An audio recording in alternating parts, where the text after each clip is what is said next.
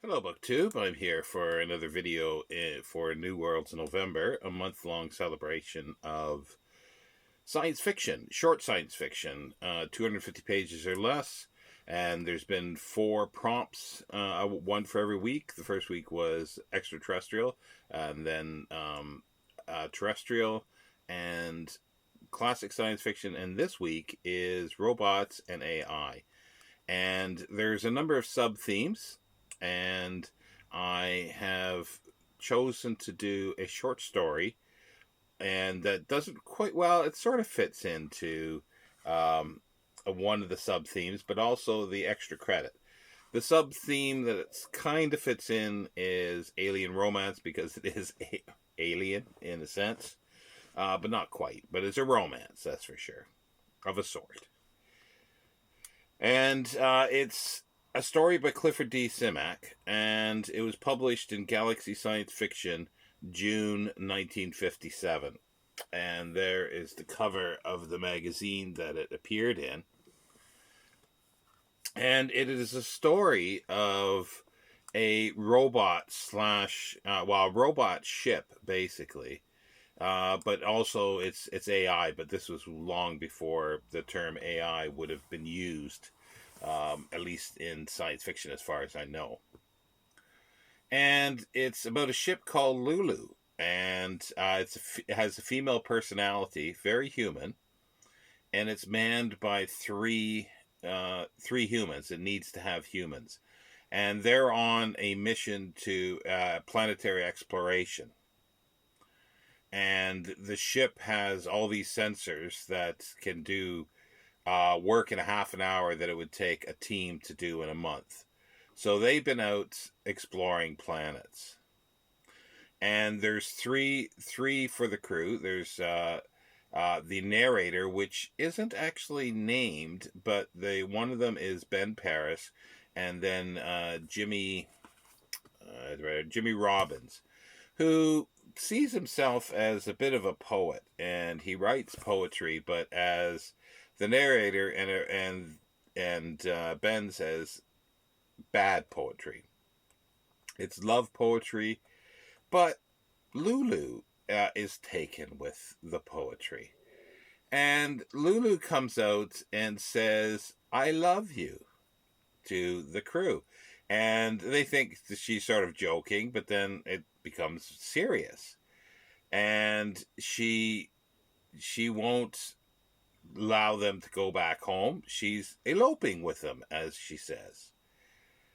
And they try to figure out a way of stopping her, and they can't do anything sort of physical. So they try to play a sort of robo psychology game with her, to use psychology on the robot, the ship.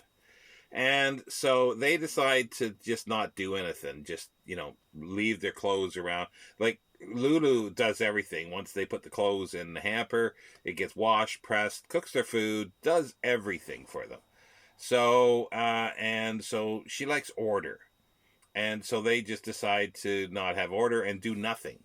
And this does get to her. And she finally decides that she's had enough of them, and goes to a planet, finds a very Earth-like planet, because when they leave, they think that they're back on Earth. They think they won, because it smells like Earth, sort of looks like Earth, until they look closer and they see different life forms. And while they're out looking at this, Lulu tries to take off. She's going to leave them, strand them there,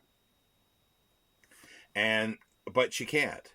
It turns out that because of the way the ship is built, she needs to have a human on board for her to function, or at least fly through space and to take off. So she's bound, but she won't let them back on board. She puts out food for them and supplies, and basically says, "Fend for yourself," but what happens is a sort of another large, they think it's a creature, first of all, but it turns out to be, it's about rhinoceros size by the sounds of it, but it's like a big tank, or it's an intelligent-ish another robot that's indigenous to the planet, and it comes to attack them, and they don't know what's happening. But Lulu picks it up in one of her tendrils that she can put out and do things, and throws this machine into the ocean, and it disappears for a while. And so these guys are sort of stuck there, basically, and Lulu just won't listen to them.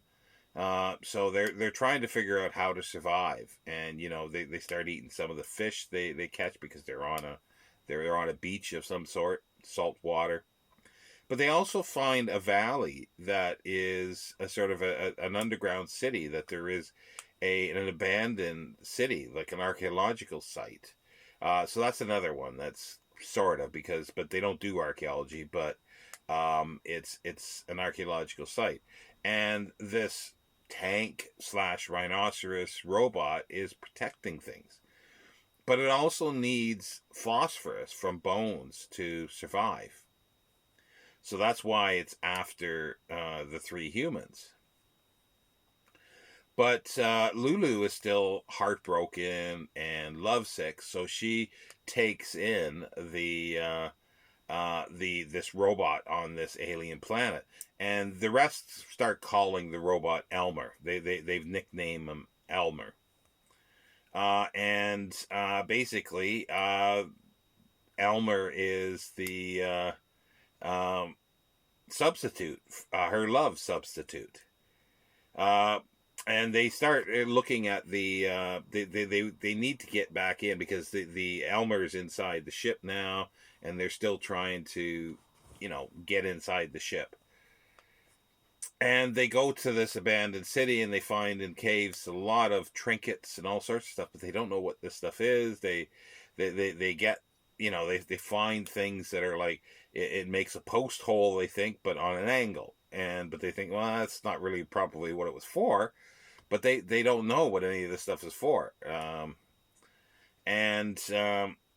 So Jimmy, who writes the poetry, decides to he starts writing this huge saga. And they just think that he's nuts, because they gotta, they figure that, there's seasons coming, and there's gonna be winter, so they need to build shelter and all this stuff. And Jimmy's sitting there scribbling away at poetry. And it's very humorous as it goes along, and it's like tongue in cheek at times. So he finishes his saga, and then one night he's standing outside of the ship, and he's reciting this huge poem about Lulu, and Lulu is so taken with it. And so she throws out Elmer, and thinks that, oh, Elmer, you come in here and I give you all the phosphorus that you need, and you just don't do anything. You're just a lump.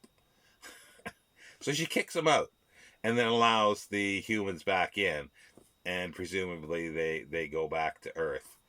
It's a weird story, but it's quite funny in some ways. And there's some interesting things, because, as you say, it's a ship that is self-contained and takes care of them all, and it's like a hugely expensive ship. They mentioned it was $10 billion, I think, to make. But they fed the information and read books, poetry, everything to the robot, so it would have a sense of understanding humans. And also it mentions that it has sort of the underlying thing, that it will not hurt or kill a human. So it's almost like a law. And obviously there's Isaac Asimov's 3 laws of robotics, but it's not mentioned as a law of robotics, but it is basically the first law. It's an underlying thing that's in, by the sounds of it, with all robots in this world. So yeah, so it's a very short story.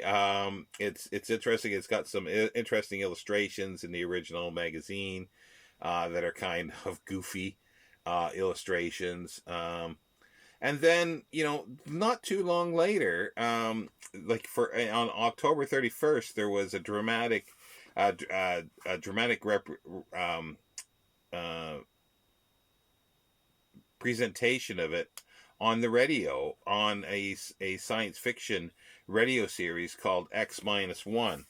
X minus one started April 24th, 1955, and it went to January 9th, 1958. It had several changes in time and length before the end, and 1958 was sort of 1957 was the time that it was nearing its end, and it was shuffled around, shortened quite a bit, but there was 126 episodes, and it drew the works from a lot of science fiction writers. A lot are mostly from Galaxy, but not all, I don't believe, from Galaxy.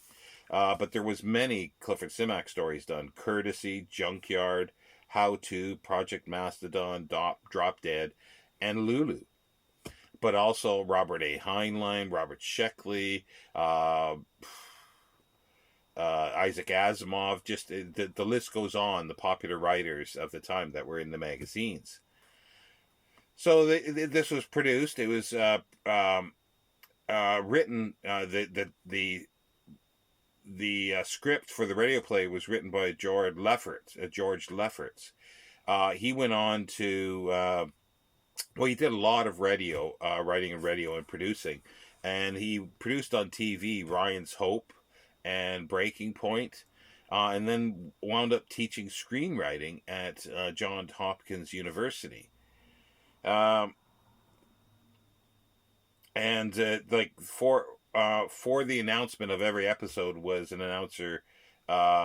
Fred Collins was the announcer with a voice, and each episode had a specific narration to it. And it was like countdown for blast off, X minus 5, 4, 3, 2, X minus 1, fire.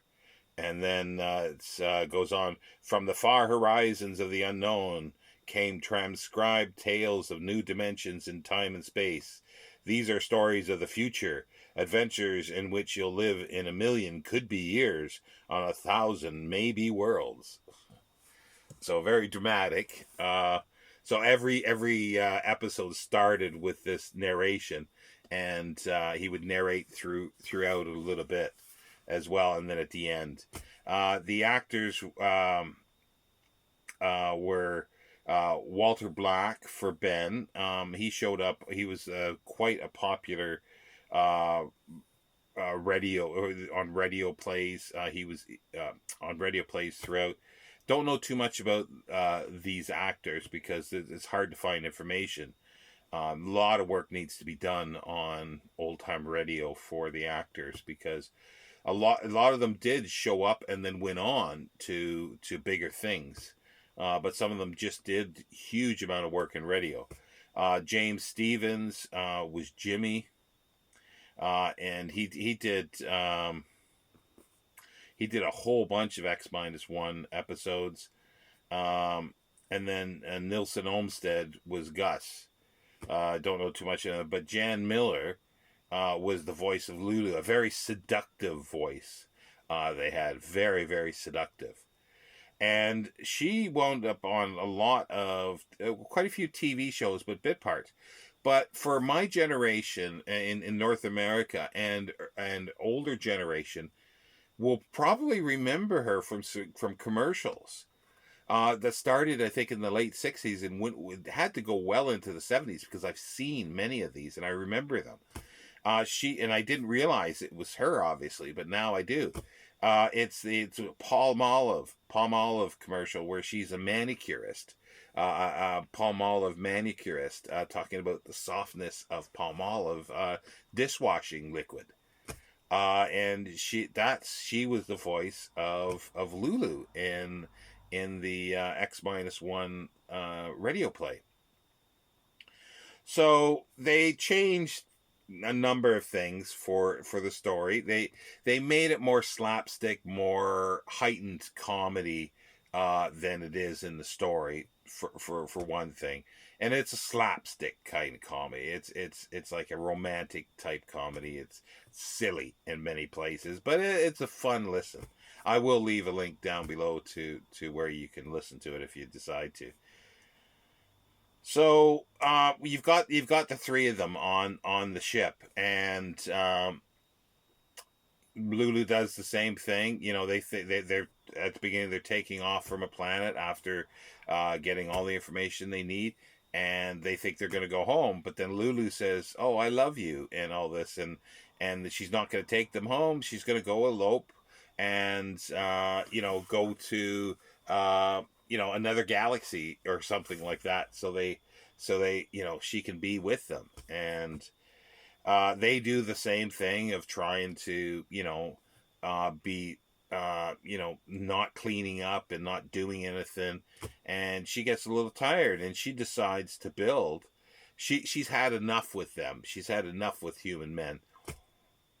So she creates a robot in the shop, and it sort of takes over. But she calls him Elmer, and the voice of Elmer is Henry Norrell, and he did a lot of bit parts in TV later. But he had a voice like he sounds like your stereotypical 1950s mobster type. I'm in love with you, Lulu, and stuff like that. It's just he puts on that voice, but spouting all this poetry, some that probably Jimmy wrote, and that she's taken from her data banks or her memory banks and given to him. And they don't go on to a planet like they do in the story. She keeps them on the ship, and she decides that she's gonna just dump them somewhere because she's got a new lover, Elmer, which is so much better. And she's going to dump them on an asteroid somewhere. So Jimmy, writes this big poem again, and he recites it. And the others think that it's just going to cause problems. It's going to make everything worse for them. And Elmer gets angry and wants the poem, and he's saying he's the only one for Lulu, and he's going to attack Jimmy. But Lulu destroys him and just makes him a pile of junk. And then now she's back in love with him, and she now knows what true love is, and going to take them back to Earth. End of. So it's a silly story, more silly in the radio play, but it is fun. So, and as I say, it covers a few things, and there's the romance, but it's not quite alien. But it's a robot ship, alien, I suppose. I'm stretching that, I know, but there is a bit of archaeology because there is like an archaeological site on that planet, but they don't do archaeology. They just rifle through some of the trinkets that are in this cave. But yeah, it just and the interesting thing is the link that I'll send you has the original commercials in, which are fun too, advertising other things. And at the end, the announcer Fred Collins says that the next Galaxy magazine is on sale, and there's a Simak story in that. Go out and buy it. He's saying. But yeah, it's. So they changed the name of Jimmy in the story. It's Jimmy Robbins, and it's Ben Paris, but the narrator isn't mentioned. But in the radio play, he becomes Jimmy Carter, and Ben doesn't seem to have a surname, and the narrator is Gus for this. So yeah, it's fun. I'll leave links down below to our archive.org for the episodes to listen to. You'll have to click on it to get it going because it'll be all the episodes in the list. So you probably have to scroll down to October 31st, 1957 when it first aired, and then listen to it. It's only I think what is it, 20-some minutes long or 25 minutes long with everything. So it's very short. Anyway, I'll see you next time, BookTube.